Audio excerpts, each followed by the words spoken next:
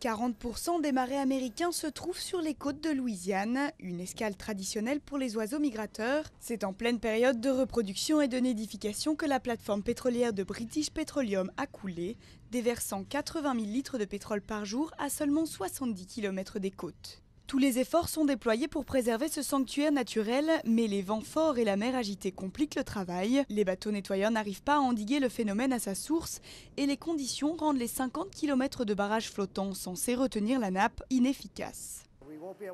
On ne va pas pouvoir tous les sauver, donc nous allons passer au plan B qui est sauver, capturer, transporter et soigner. Ici, vous êtes à l'endroit dédié aux soins. Deux groupes de protection de l'environnement subventionnés par le groupe pétrolier BP responsable de la catastrophe ont mis en place un centre de tri dédié aux oiseaux mazoutés. Des milliers de volontaires ont été mobilisés, mais les vétérinaires annoncent déjà que la tâche sera difficile car les marais ne sont accessibles qu'en bateau.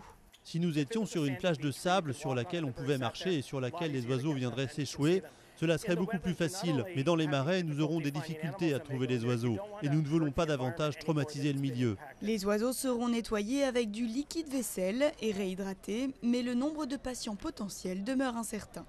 Bien sûr, on espère qu'on s'en sortira, mais on se prépare quand même pour le pire. Nous ne pouvons pas lutter contre Dame Nature et nous ne pouvons pas nous battre contre une catastrophe comme celle-ci. Les écologistes s'inquiètent de savoir où les oiseaux nettoyés pourraient être relâchés, sachant que les côtes du Mississippi, de l'Alabama et de Floride sont elles aussi menacées.